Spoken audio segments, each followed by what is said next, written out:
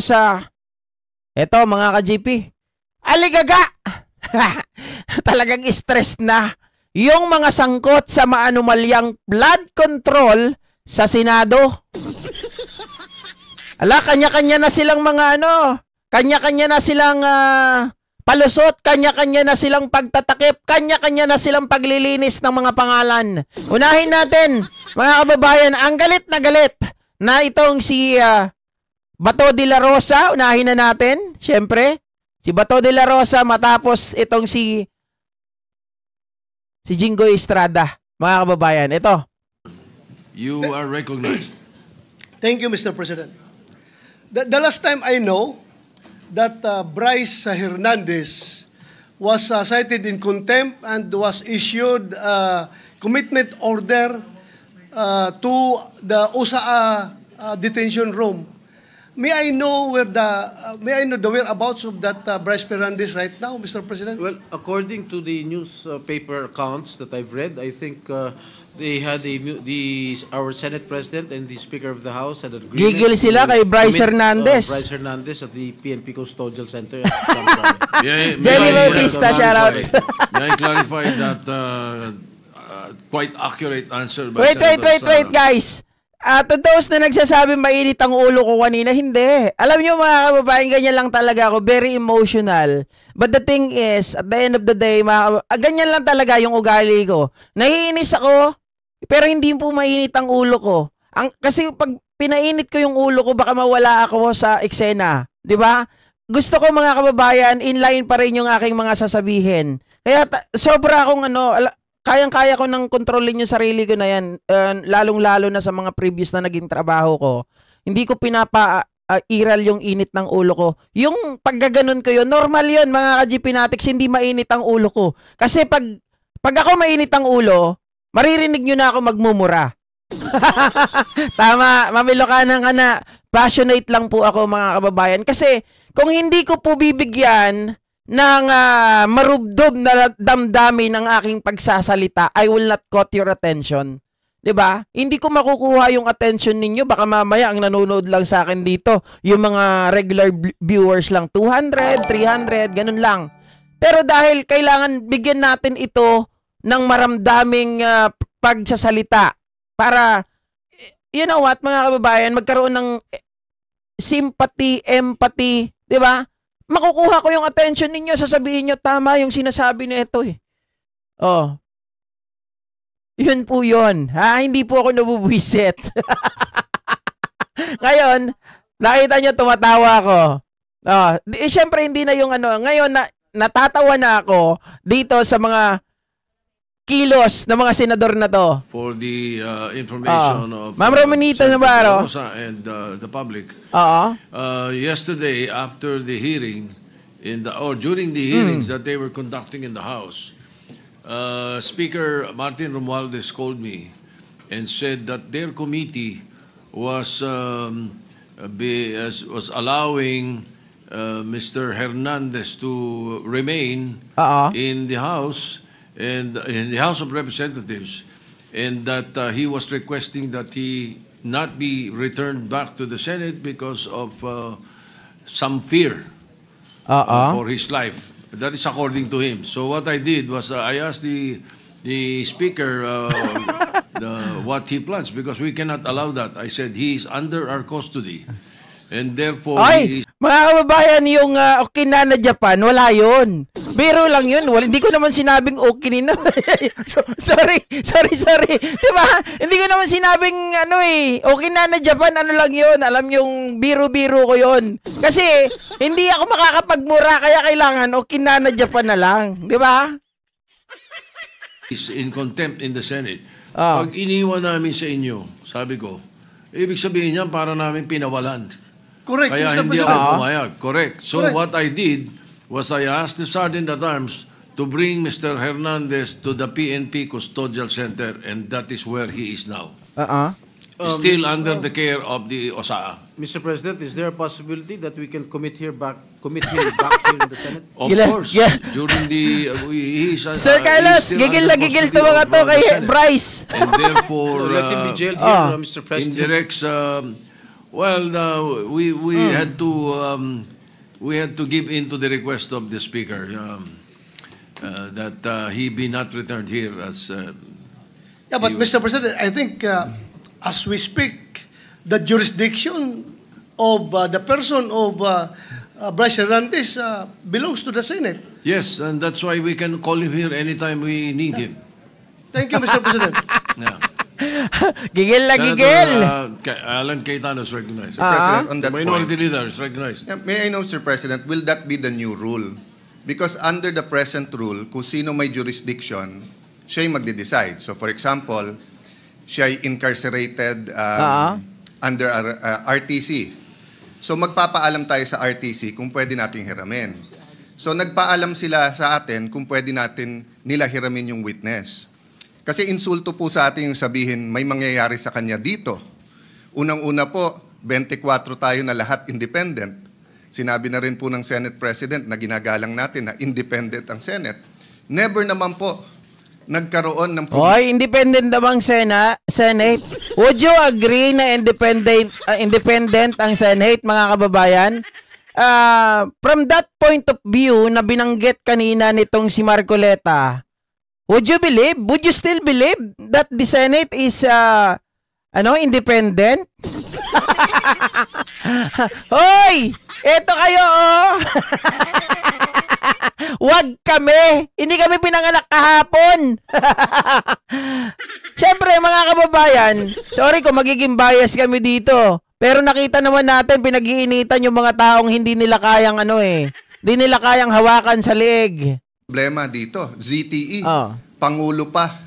I remember dito, Ma'am Priscilla Ramasamy, if Senator Lacson remembers, with former Congressman Andaya, with our other witnesses, with Secretary Neri. Di ba, parang may PSD may mayat Okinawa, Japan. Whatever, no? But we were able to handle it well and come to a conclusion. My point, Mr. President, is this. What if the reverse happens now? What if we borrow a witness from the House? Is that the new rule now? Na PNP custodial na? Or makikiusap tayo pabalik sa House? Because I don't think we should change rules without doing it either in caucus as a group. But I see the wisdom, Mr. President, of your immediate action. I'm not questioning your immediate action, Mr. President. I'm just asking, moving forward, shouldn't we keep the old rule na kung sino may custody? Okay guys, saglit lang, singit lang ako. Alam nyo kung bakit nila kina-question ito? Not because they are just only talagang super gigil kay Bryce Hernandez, mga kababayan, kasi na pwedeng masangkot yung kanilang mga pangalan at any given time. But the thing is, nilalagyan na kaagad nila ng lamat ang leadership nitong si Tito Soto, mga kababayan, na pumapayag siya sa mga ganito na mabilisan siyang makumbinse, mga kababayan, if the Congress ay nag-request po ng isang bagay ng custody ng kanilang resource person na originally sila naman po talaga yung nag-contempt. So, mga kababayan, sa pangkaraniwang circumstansya, sila talaga yung may karapatan. Subalit, sila yung may jurisdiction. Pero subalit, sa lagay na to, mga kababayan, si Bryce Hernandez ay wala siyang tiwala talaga sa mga senador. Yun ang totoo nun. Wag nyo nang sabihin na hindi siya safe diyan sa Senado. Ang totoo, wala siyang tiwala sa inyo. That is why itong si Bryce Hernandez, JP Mendoza is asking, 'di ba? Requested na wag nang ibalik sa inyo. Yun ang katotohanan nun. Wag nyo na ring i-imply, wag nyo na ring igawan ng butas si Senator Tito Soto na alam ko naman sinisira nyo kaagad yung kanyang credibility. Yun ang mag-keep nung custody niya, Mr. President. Yes, and that is the decision that the presiding officer made last night. Indeed, you are right. He is in our custody. Now, what we did yesterday was what we call parliamentary courtesy in accepting the proposal that he be not returned here but still under the care of the Senate. Now, in the issue of, let's say, keeping it here, or the previous tradition that the Senate may cite in contempt anyone and keep him here. We have also placed a witness to Muntinlupa, if you will recall. Yes. We also even sent somebody to the Pasay City Jail. So I don't see any reason why we cannot commit this particular fellow to the PNP Custodial Center. Okay, mga kababayan, maganda yung sinasabi ni Tito Soto dito, no? Ang point niya rito, mga kababayan, total pinag-aagawan ninyo yung tao eh. 'Di ba? So, para maganda, wala tayong sisihan, wala tayong agawan, ibigay natin, 'di ba? Ibigay natin sa Pasay City Jail para tayo ay parehas na, kasi nga mga kababayan, kapag malapit daw doon sa tawag dito sa witness o doon sa resource person, baka magkaroon sila ng impluwensya over the resource person. So ngayon, hindi pwede sa House, ayaw ng resource person, sa Senado, ayaw ng resource person. Nung ni-request, pumayag ang Senado, pero itong mga aliado ng mga nagkakagulo, mga kababayan, ng mga sangkot sa mga anomalyang flood control projects, umaangal. Natuwa ako sa desisyon, sa bilis ng isip nitong si Tito Soto, mga kababayan, para hindi kayo magkagulo at hindi natin maimpluwensyahan. At hindi nyo ako questionon dito, ilagay na lang natin itong si Bryce Hernandez dito sa Pasay City Jail. 'Di ba? Para kahit sino, walang magsasabi sa atin, walang magdidictate na kaya nating impluwensyahan ito. May tagabantay na doon. Oh. 'Di ba? May CCTV naman siguro doon. Hindi makakalapit basta-basta kung walang kung tawag dito, hindi nakalagda o nakalagbook yung mga dalaw. But then again, I will leave it to the decision of the body. That was my decision last night. If there is something that is a new decision that you would want, I will throw it to the body. Mr. President, I respect your decision, and I will tell you if I don't. I have always been honest and told you what I thought, no? And I do agree that certain decisions have to be made right away by the Senate President at that point. And you do not want a constitutional crisis or ayaw natin mag-agawan ng witness sa gitna ng... That is why naisip ni Tito Sen kaagad yung remedy to what could be happen in the future na magkaroon ng constitutional crisis. In order for them not to engage in that position, ay agad-agad siya nakapag-isip, sige, ibigay na lang natin dito para hindi tayo nag-aaway sa isang tao. 'Di ba? Baka sabihin ninyo, kami ay i-impluwensya ng House of Representatives. Pero ang totoo naman, mga kababayan talaga, 'di ba? Ayaw talaga ng trust issue kasi 'to eh. Nakita nyo naman kung paano nila dikdikin yung tao to put the blame. Ako naniniwala, maliit ang kung tatanungin tungkol sa mga pwede maging state witness, I'll go to Bryce. Tapos dito kay JP Mendoza. Sila mga sisiw lang 'yan. Hindi magkakaroon ng mga sisiw sa DPWH, mga kababayan, kung walang mga buwitre na kagaya ng mga politiko ng mga to na napaka-buwakaw sa kaban ng pera ng bayan. And perception is important. Kung nakipag-agawan po kayo o tayo kagabi, it would appear na baka may katotohanan yung sinabi about senators, kaya pinipilit natin dito. The problem is, meron din kasing perception tuloy that by not having him back here, baka nga totoong ini-impluwensya natin. But from my point of view, from my limited point of view at this point in time, when he was here, no one was talking to him from the Senate panel. But according to Senator Marcoleta, he got information that the witness was being asked to single out senators there. So only God knows if Senator Jinggoy is the good one or the better one. Only God knows the totality of accusations against Brother Joel. But what do I know? I know na si Brother Joel, 2016 pa lang, 2017, when I left the Senate to go to the DFA, speech na ng speech to tungkol sa flood control. Bugok-bugok, ano sinisingle out yung mga senador? Bakit hindi nyo ba nakita yung pinakita na tawag dito, mga kababayan, electronic evidence? Maliwanag, umamin din doon si Hernandez, si Henry Alcantara, that he was the one who told to get the picture, mga kababayan, of that conversation. Diba kasi ito ay disappearing messages. So in order for them to read that message, mga kababayan, ay kailangan i-capture mo ito ng iba pang picture. At inamin naman nito ni Henry Alcantara that he was advised, mga kababayan, he was asked by Senator Villanueva to follow up yung project kay Secretary Manuel Bunoan. At isa pa, mga kababayan, ang hindi ko lang talaga medyo naanuhan doon, merong pangalan na si Beng Ramos, pero mamaya mapag-uusapan natin yung Beng Ramos na yan na naisama doon sa sinasabi, mga kababayan. Huwag nyo sasabihin na they tried to single out the senator. Nandoon yung nung ebidensya Sino ang gagawa ng ebidensya na yon? Nakalagay pa yung petsa, nakalagay pa yung oras ng conversation. Paano nyo mga yun? Kahit anong pag-deny nyo, I was not involved, I am not involved, Okinawa, Japan. Diba?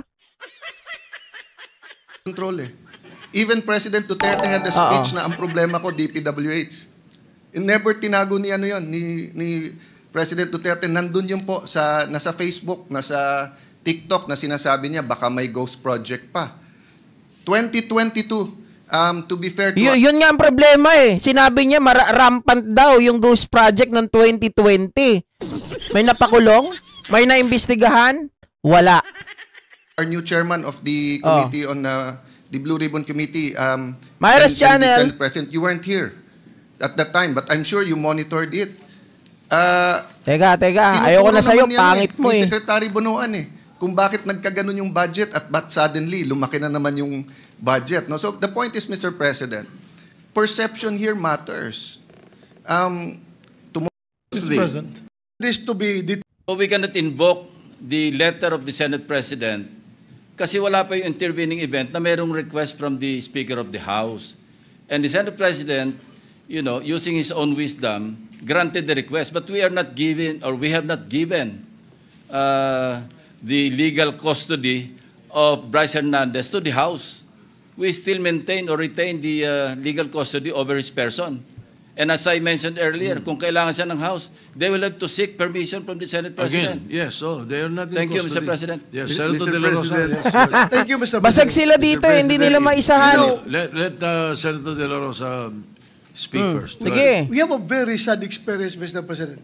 Because if the reason why the Speaker requested for Bryce Hernandez to be detained not in the Senate because for fear of being influenced by anybody or any member of the Senate.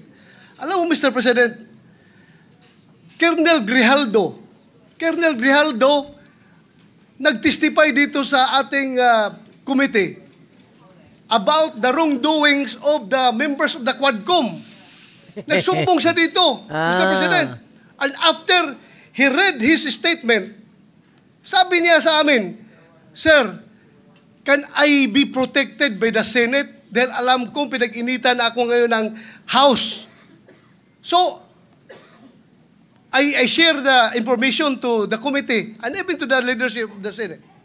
But the following day, or the days after, he was required to appear before the Quadcom and he was cited in contempt. Nang siya ay na-contempt, kinulong siya doon. At nang kinulong siya doon, look, what happened? Binubombard siya doon, pinupuntahan siya doon at sinasabihan na huwag yung gusto namin na mangyari, gawin mo na para makalabas ka na dito sa kulungan. Hindi nag-give in si Colonel Grijaldo. Kinulong siya hanggang natapos ang 19th Walang naniniwala sa iyo ba to? So, Mr. President, sila ay takot sa kanilang ginagawa mismo. Hindi po yan gagawa. Paano nyo mapapaliwanag ngayon yung, paano nyo mapapaliwanag ngayon yung ginawa nyo dito sa mag-asawang Diskaya? Diba? Turuan kayo ng turuan, batuhan kayo ng batuhan. Yun na nga, nagdesisyon na nga itong si Tito Soto eh. Sige, wag na sa parehas. Ilagay na lang sa Pasay City Jail. Po ay na Senado na mag-impluensya ng resource person. Never pa nangyari yan na mayroong pumunta doon sa baba, tinakot yung nakakulong cited in contempt na resource person. Gawain nila yan sa House of Representatives. Alam niyo kung bakit ko piniplay to? Pinapakita ko lang kung paano nagwawala yung mga mga kababayan. Yung mga alay, yung mga sangkot sa flood control anomalies na to. 'Di ba? Kasi eto mga to nagsasalita. Sabihin natin, bakit sila ba kasangkot? Hindi ko sinasabi na sila ang kasangkot. But nevertheless, mga kababayan, ang alam ko talaga dito, etong mga to may alam. May alam doon sa kanilang mga kasamahan. Sabi ko nga, ulitin ko, bakit si Marcoleta, di ba ang palusot ni Jinggoy, nagbibiro lang yon. Paano pumunta sa kanyang isipan na, ligtas ka na. Di ba? Bakit niya sinabi kay Jinggoy yon? Ibig sabi, may idea si Marcoleta na natatakot itong mga senador na to, mga kababayan, at any given time that their name ay lumabas dito sa mga testigo na to. Ginawa nila kay Colonel Grijaldo. Kaya huwag tayong basta-basta bumigay sa kanila dahil we should be independent from them, Mr. President. Hindi natin sila dapat sundin kung anong kagustuhan nila. We have to stand on our own. Thank you, Mr. President. Mr. President. Yes, Senator Marcoleta. Noong pong September 8. Galit na galit, di ba? Ito naman si Marcoleta, mga kababayan. Ito na yung pag-aamin niya. 2025. Ako pa rin po ang chairman ng Blue Ribbon Committee. Sige. Ang Blue Ribbon Committee po ang nag-approve ng legal and physical custody nung ma-cite in contempt si Bryce Hernandez. Nung makiusap po ang Speaker ng House of Representatives sa inyo, di po ba dapat nakonsulta naman ang chairman ng Blue Ribbon Committee? Dahil kami po, ginawa namin yon through the collective wisdom of the committee.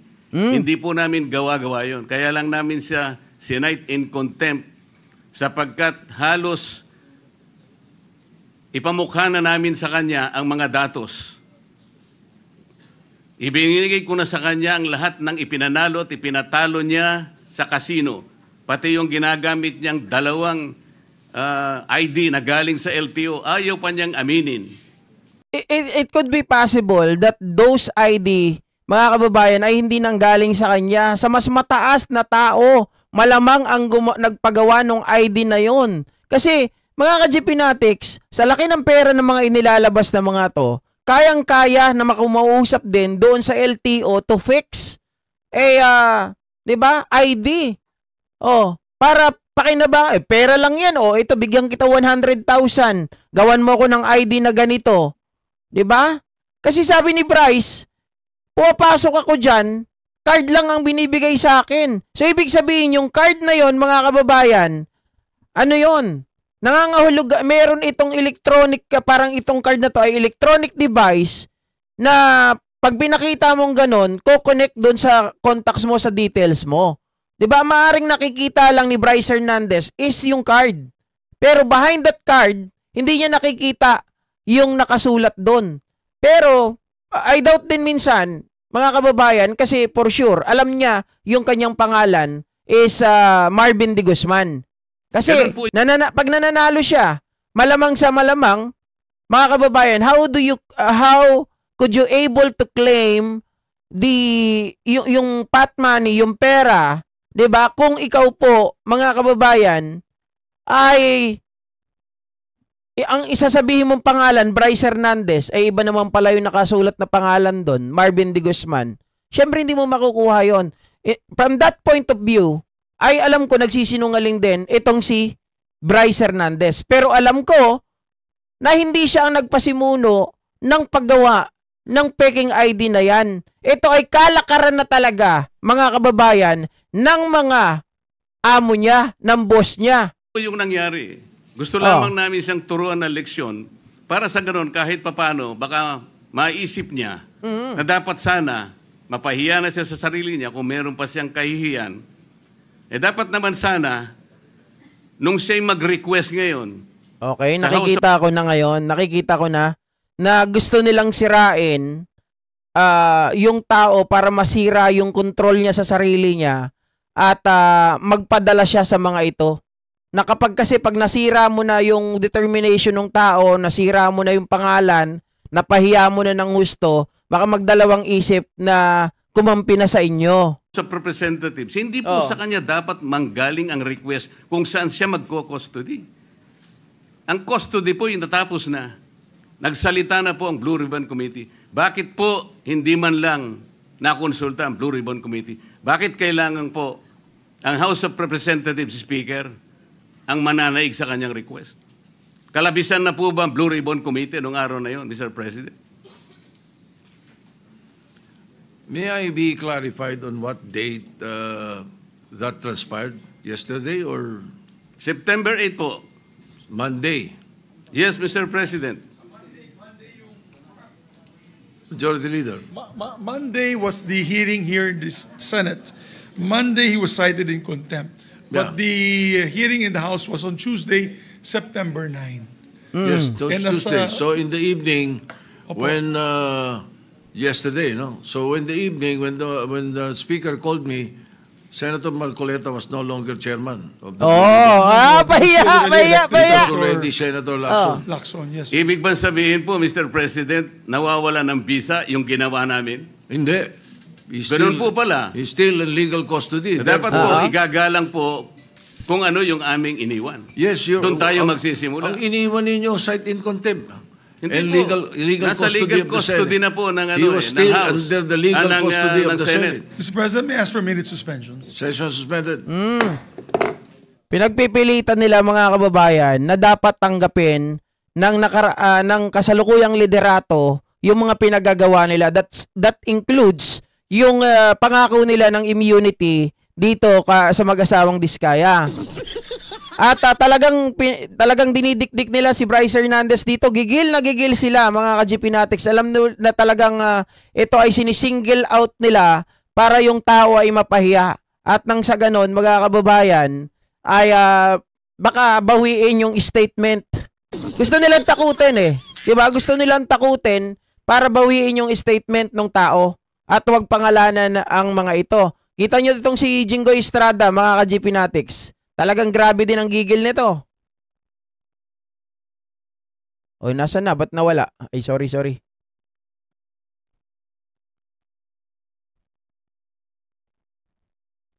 Emotionally dragged With a great responsibility. Bong Marquez emotionally dragged and attacked at the Tri-Committee hearing of the House of Representatives. My attacker was no less than the person who I moved to be cited in contempt for shamelessly and repeatedly lying under oath about his role in the anomalous and ghost flood control projects in the 1st Engineering District of the province of Bulacan, where he served as Assistant District Engineer and later as OIC District Engineer until he was recently sacked. Alam nyo, lalabas ang totoo niyan eh. Kasi unang-una si Bryce Hernandez, handa siyang pirmahan ng waiver, handa siyang i-submit ang kanyang SALN. So kayo ngayon ang mapuputukan dito. Etong si Alcantara ayaw eh. Kahit yung telco ayaw ipakita. Si Bryce Hernandez, kahit yung telco niya, ipapakita niya. When the telco, mga kababayan, ay na double check na to. Sigurado kayo, wala kayong maitatago. Mr. President, at the Blue Ribbon Committee hearing, all this person did was to play innocent, feign ignorance, and to try to convince us that he was simply following orders and instructions from his boss. Oh, yung mga may high blood dyan, huwag kayong manood ngayon, From receiving $1 billion of cash, medyo nakakainis talaga to. talking to pseudo-contractors, signing falsified documents, all the way to gambling away millions and millions of money Also, stolen from the bank public account of coffers Bryce. at casinos. He claimed that in all of these, he was just following orders. Indeed, when confronted and cornered Kasi kulang kasi kayo sa pagtatanong. Unlike dun sa House, what they establish, mga kababayan, dahil sila ay binigyan ng minuto, there was no such like 5 minutes or 2 questions lang ang pwedeng i-ask. Doon, nakikita mo talaga. Ito mga kababayan, how you could say that there was no such influence itong si Henry Alcantara. Bryce Hernandez was asked, mga kababayan, kung gaano sila ka-close ni Henry Alcantara. And he said, mga kababayan, na anniversary ng kasal or pagkakakilala nitong si Bryce Hernandez at ang kanyang girlfriend, ang kanyang wife, ang kanyang asawa, September 7. Pero dahil sa kailangan niyang sumipsip sa boss niya, mga kababayan, birthday ng boss niya. Ang ginawa ng boss niya is to reschedule yung kanilang kasal, mga kababayan. So therefore, if that is the case, it appears na talagang sunod-sunuran, talagang itong si Bryce Hernandez ay tuta lamang nitong si Henry Alcantara. Which you did not establish kasi nga mga bias kayo. Kayo ay mga walang kwentang magsipagtanong. Yung mga line of questioning ninyo ay butaw. Yung mga line of questioning nyo walang saysay. 'Di ba? Mga kababayan, kaya naiinggit sila sa House kasi sa House maraming matatalino. Alam nila kung paano gamitin yung kanilang mga posisyon, unlike dito sa Senado. Biruin nyo. Di siguro nyo narinig kung paano in-establish yun ng mga kongresista. Maliwanag yun, mga kababayan, na kahit meron pang isang time na siya daw ay uuwi na ng kanyang bahay, pauwi na siya, papasok na siya ng gate, tinawagan siya ni Henry Alcantara, halika rito, magsugal tayo. Oh, hindi na siya pumasok sa gate, diretso-diretso na siya, pinuntahan ang kanyang boss.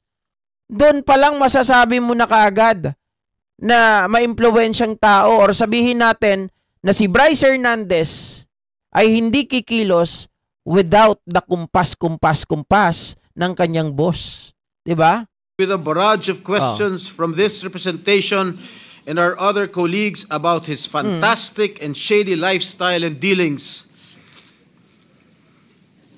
Pinagpipilitan talaga. He fed the committee lies and stories that taxed our credulity to the hilt and left us and the public in awful disgust. Clearly, he perjured himself and we cited him in contempt. Bunsod sa aking motion, ipinakulong natin siya.